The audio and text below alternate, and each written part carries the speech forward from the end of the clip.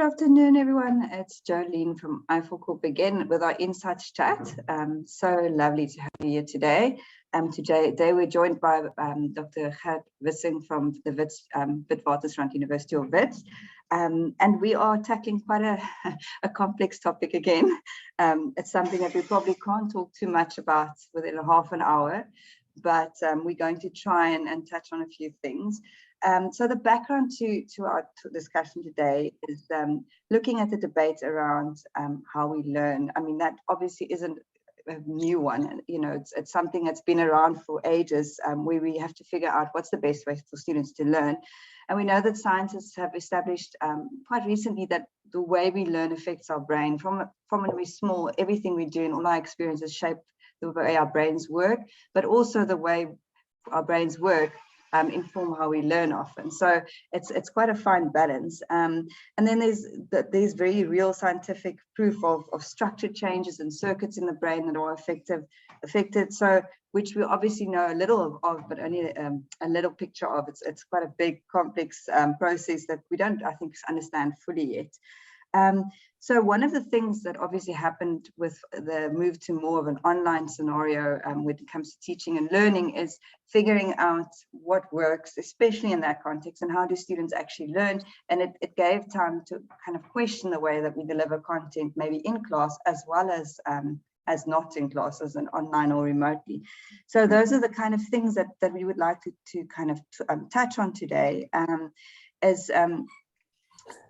You know, I thought I'd start with a question. I know one of the things that people do talk about is the passive versus active learning. That's really one aspect of it. So, you know, they say in one of the studies recently that students often perceive, interestingly enough, they perceive passive learning as a better way of learning, or that they have learned more, whereas the belief and this other studies show that actually active learning helps the student learn more. So it's quite an interesting balance between the two. I'd love to hear your thoughts on quality learning and you know the difference between those two.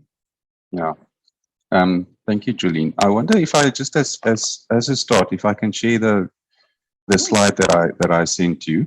I'm going to try and put it up on screen, and because a lot of what I thought about, you know, we can discuss. Works well when we place it in just a broader understanding of perhaps how I understand how learning works. Maybe not everybody will agree with how I think, but if I have a little of schema that I can show on screen, then perhaps when I can refer to that, refer back to that later on, it will kind of make sense what it is that I'm trying to say. So let me try and share that quickly.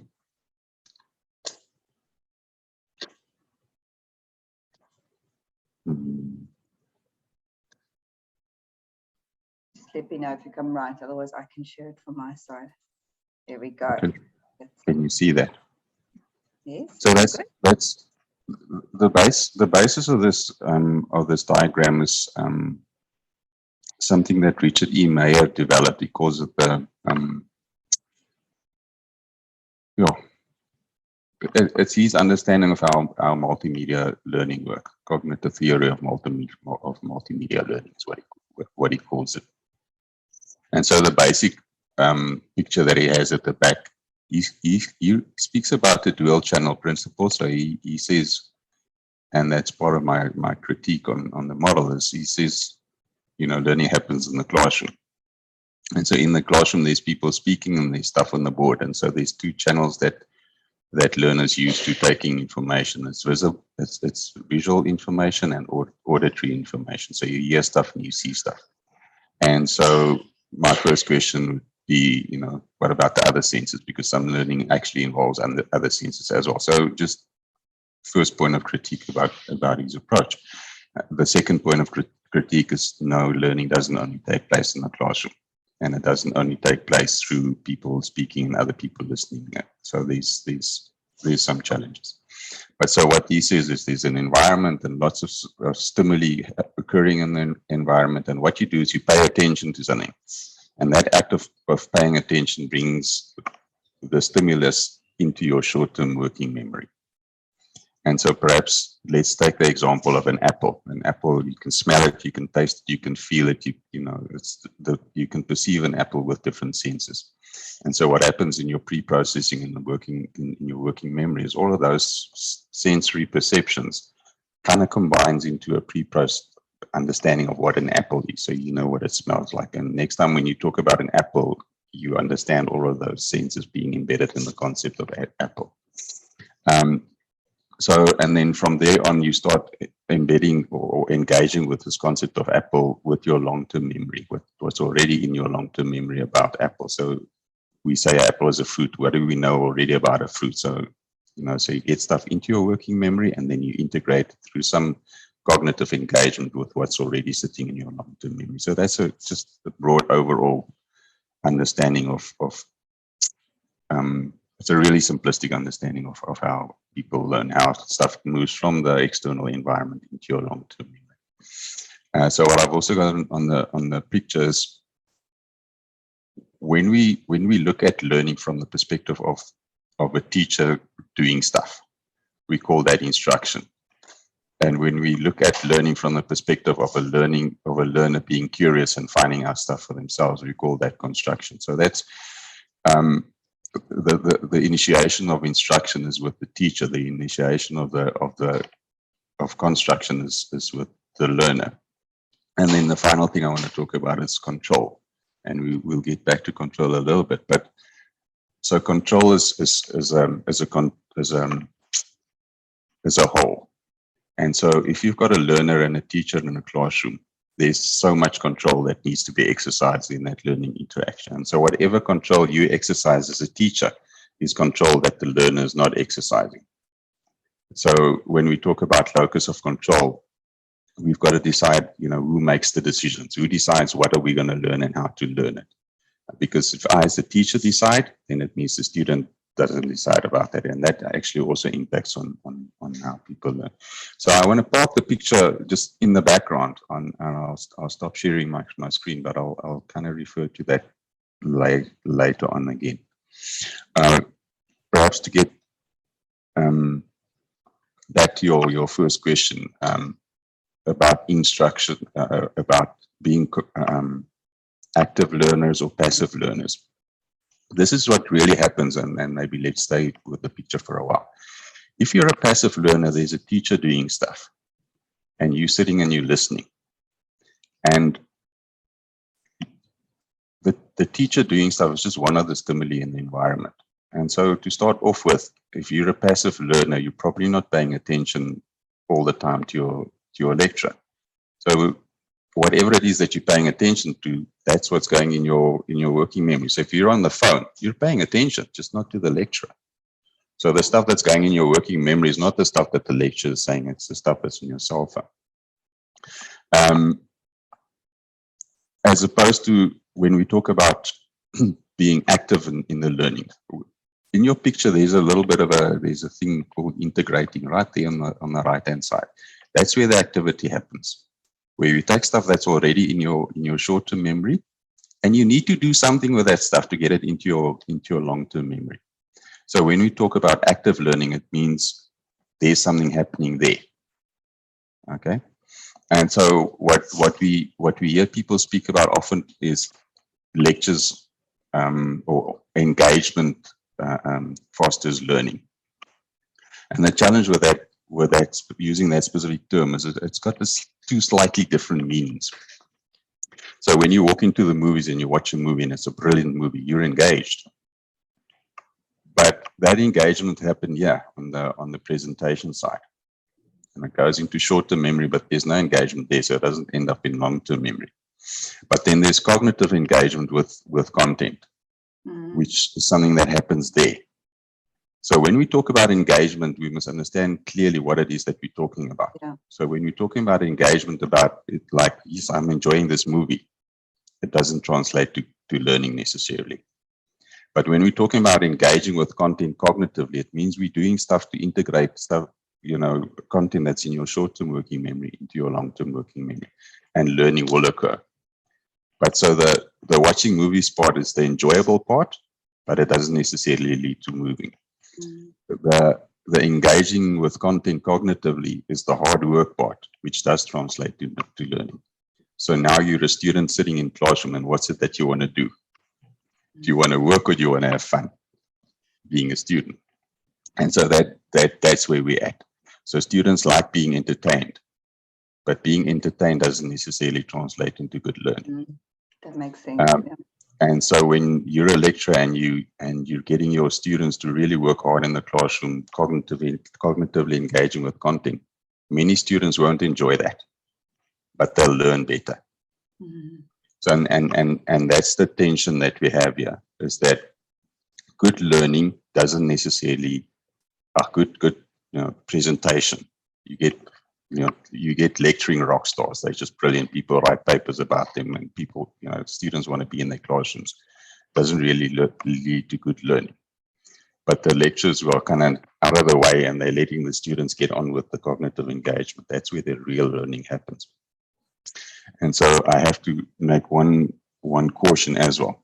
What I've just said is all in the perspective is all said from the perspective of an instructionist paradigm. Okay. So in the classroom where lecturers normally teach, that's where all the stuff I've just said is valid. We don't know too much about the construction part of it. So if there's a lecturer and he's really entertaining, and we do the pre-test intervention, post-testing, we see that the entertainment doesn't really lead to learning. We don't really know too much, and maybe we do, but I haven't seen much of it. Where the student drives his own learning and they enjoy the learning period. How does that impact on knowledge construction? Because I do have an idea that if you're working from a constructivist paradigm, that the fun part of the engagement will probably or might well translate better into actual learning. But in the instructionist paradigm, it doesn't. Almost as if you leave it on the instruction side, it's a show that's being put on. It's a horrible way to put it. But whereas in the construction, it's you're in an audience that actually participates in the show with the lecturer. It's not just coming from one side. If you had to put it that way, I'm trying to just understand the construction a little bit better. That would be, that kind of be where you'd have to contribute to the actual experience. So something I might also just add, I was thinking about that just a bit when I prepared for this interview, is that I mentioned earlier I haven't really seen a lot of research happening on the construction side of the learning experience, and the reason for that is it's really, really, really difficult to measure constructivist learning. Because every learner has got a different long-term memory structure. So you perceive new information and you translate that into your long-term memory, but with reference to your own frameworks, your own long-term memory structures. So every learner that sits in the classroom will construct a different understanding given the same input. So how do you measure that effectively? You've got 300 students in your classes. In your class, how do you effectively measure what every student has learned if every student has learned different things? So it's a difficult exercise to go through, as opposed to the instructionist paradigm where there's this body of knowledge. I teach it to you, you memorize it, you give it back to me. It's really easy to test that. So you find a whole lot of research done in the instructionist paradigm simply because it's easy to measure learning in that paradigm. But you can't use that same research design for constructivist learning, because you can't really measure what people learn. They'll all learn differently as opposed to in the structure. So a lot of what you see is there's a instructionist school will tell you that direct instruction is by far more efficient than constructivist learning, and they're probably right. But they base that on a specific research design that says this is what needs to be learned pre-test, intervention, post-test, delayed post-test. And that every time they do that test, it works better than constructivist. And the reason is because the design is not really appropriate for constructivist learning. Makes sense. So you're testing the outcome for something that was set up to be tested for that outcome. It says essentially, you can't test the same process with that result for construction. So, and there is no process in place to really test the learning then that's on the other side of the spectrum. That's quite interesting. And I mean, in terms of, obviously with online learning, that's where the term engagement is also thrown out a lot, it has to be engaging learning because you've got someone on the other side of the screen. And obviously if they are just taking in content and not really participating, so that the idea of engagement might not necessarily be an entertaining lecture necessarily, but it might mean other things. And I know in some cases, a lot of the lectures were just obviously taken from the class and put online. That was how it went. And then obviously there are cases where content was digitized and changed to a more entertaining, engaging format. Do you think there's things that we can learn from this time we've been through that has translated well to online learning that we can also apply in class? If you look at that balance and finding that balance between just giving instruction and maybe being a bit more engaging in the middle somewhere. I think some of us have learned a lot and some of us have not learned anything at all. Mm-hmm. And so universities are complex environments. There's no one single take on what has happened here in the space. So like you said, a lot of people simply took what they did in the classroom and they moved it to synchronous events online. And when you sit in meetings now and we discuss this period, they say this online thing doesn't work. Mm. And it's a very anecdotal research that I'm relating here now. But if you have that conversation in the meeting chat, you'll find two things going together. Lectures saying that this doesn't work. Mm. And a little bit further down in the conversation, you realize that this lecture is talking about synchronous, almost one directional speaking to students, because what students do is they switch off their cameras and they hide behind their icons. So you don't know what's happening there. And in a sense, that's no different to what happens in the classroom. Yeah. It's just now lectures actually realize that this is what's happening online, because you've got a little small screen and you can see everybody's face is not looking at you. But in the classroom, it's a big classroom and you can only see the students in front of you and you don't see the guys in the back reading on their cell phones. And so that kind of teaching doesn't work online. It doesn't work in the classroom either. Yeah. And so the thing that we've learned, and especially when we learned it, is when we had to go online. It's the places where it was really easy to go online for high quality online learning, is where people had been planning their lessons in detail before. Because you could take those lessons and you could translate it to the online kind of context, and you'd have good quality online learning. And that learning would be more than just a learning, just a talking head. It would be outcomes set, assessment criteria being known, a well-narrated script of what it is that the students are expected to do to achieve the outcomes, and assessment aligned to the assessment criteria, as opposed to some lectures simply going online and starting to speak. And so the places where the online learning works really well is where the planning has been done. Where it doesn't work well is where the planning hasn't been done. And so good learning is always it's always a question of curriculation. It's always about sitting down and planning what it is that needs to be learned and how we're going to go through this process. Making the decisions about control, who decides what and how, to what extent can you hand control over to your students. That needs to be planned. If you don't plan that and you walk into a lecture hall or into an online synchronous event and you think it's just going to occur naturally, you're going to say, today it's your turn. It doesn't work. And that I can tell you from experience. I've tried it. When I used to be a lecturer, I at the beginning of every year, I thought, oh, we're going to change this year. I'm not going to do all the work. The students are going to do the work. But I never planned that. I would walk into the class and say, okay, now it's your turn. You ask me the questions and we'll work. It doesn't happen because you haven't planned it. Yeah, exactly. You haven't planned it and your students aren't used to it. So you get this deathly silence for a while and then you start speaking again and we're back to where you were the previous year. So the planning is crucial. And then helping your students to learn in a new way. So not being passive listeners, but actually, starting to take ownership of their own learning in that space. It takes a bit of time. When you're used to simply sitting and listening, you actually become quite resentful when the lecturer tells you, no, it's your turn, you've got to do all the work. Say, when you're sitting pretending to listen and you all of a sudden have to get out of your head. When you speak about it that way, it almost sounds like a facilitation process. If you know what you want to get out of it, and you've got the questions you want to ask, but you facilitate or guide the students through the process, that gives them an opportunity to be engaging.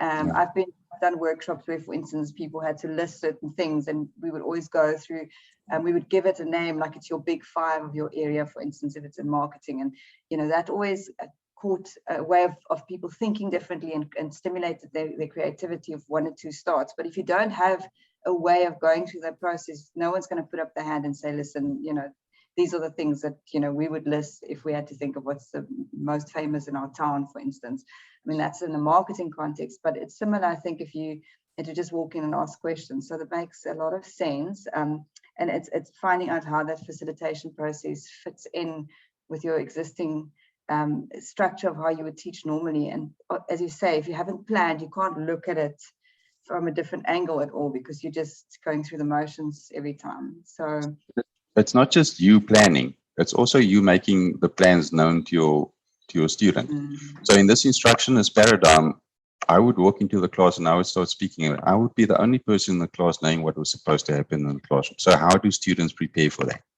That's true. Yeah. They can't. So when you plan your what needs to happen in that learning interaction, you need to share that plan with your students. Because if they don't know what's going to be expected of them, how can they take the lead in that learning experience? How can they own their own their own learning if they don't know what's expected of them? So it's not just about having a plan for yourself.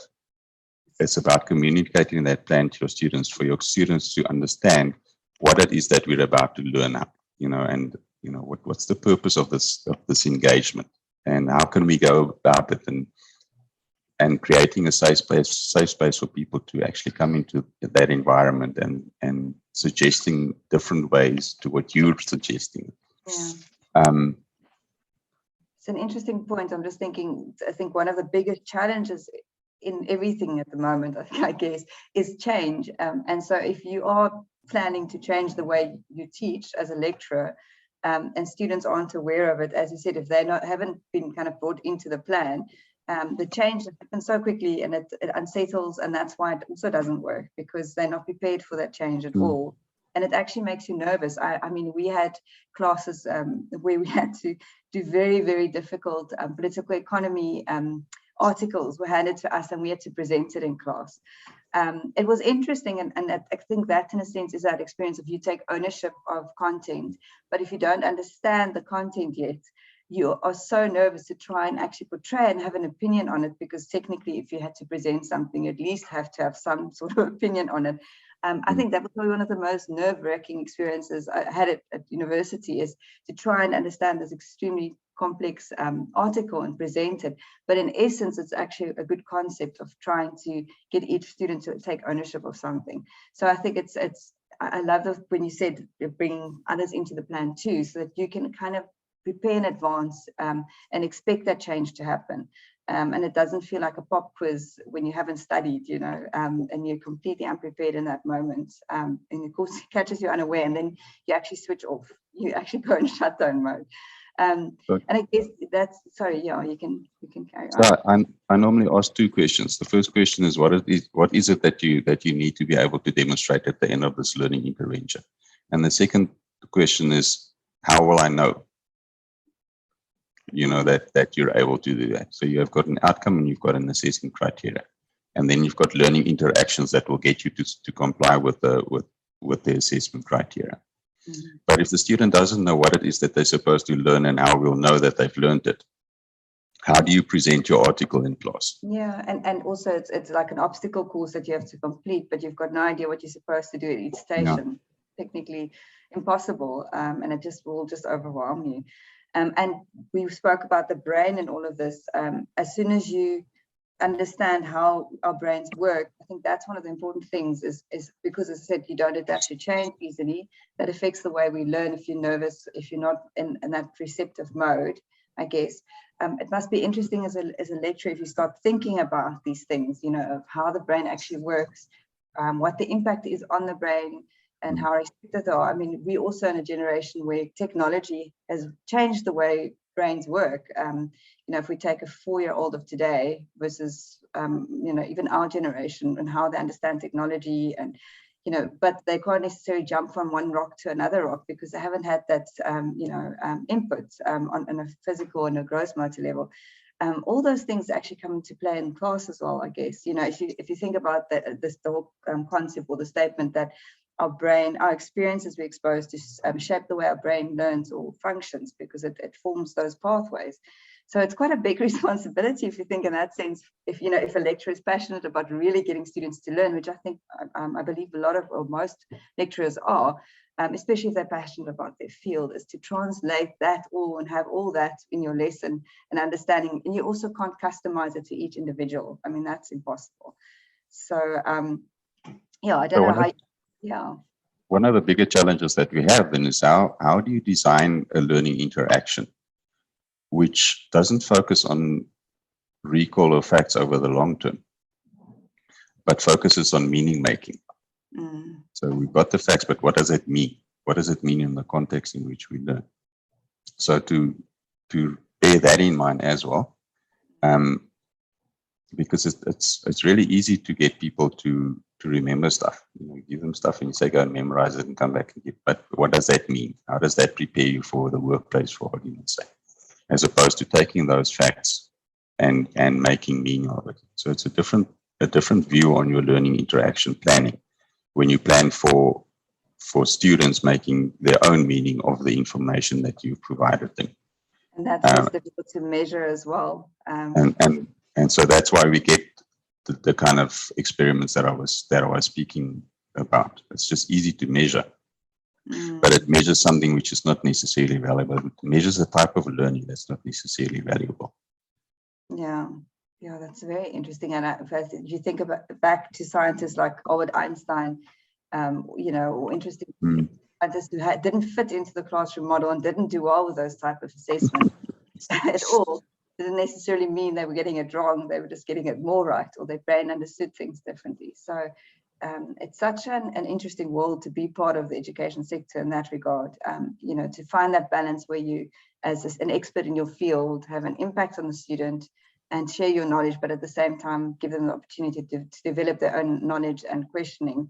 And I guess at the end of the day, it's about applying yourself within that. There's no use regurgitating information if you can't apply it in the workspace. I always make this one joke. I know of someone who started work after varsity, and the first day he answered the phone, had a long conversation with a potential client, and it was on quantity surveying and all kinds of things. And, you know, he made the sale and he put the phone down and he realized he never took the number or the name of the person.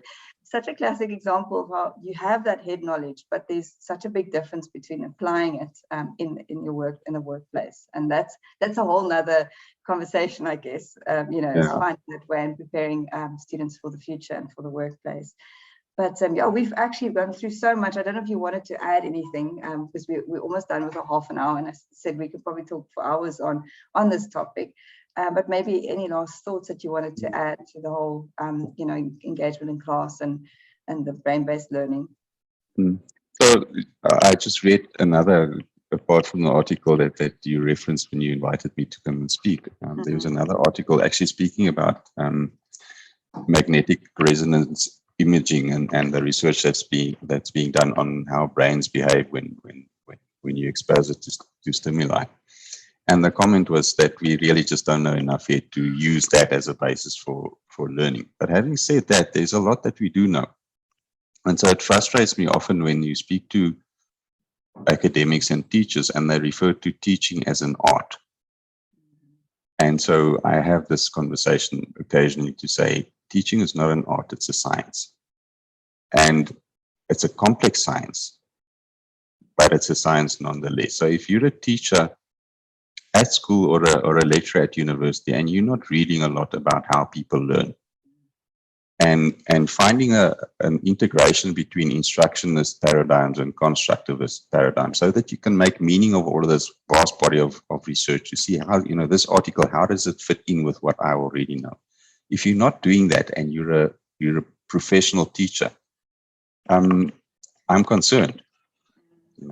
I think if you are responsible for supporting other people's learning, and that's what that's what you get paid to do, I think you should really go to the effort of reading a whole lot on how it is that you can do this really, really difficult job a lot better than we are at the moment.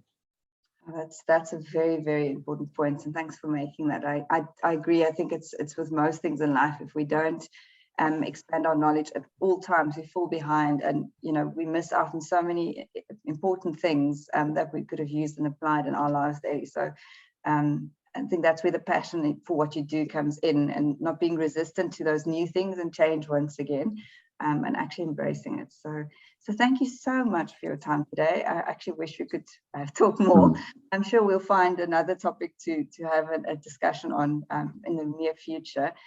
We always appreciate you taking the time out in a busy week to sit with us and have a quick chat. So have a lovely weekend further, and we hope to speak to you again soon. Thanks, Jolene, and my regards to the team at Eiffel.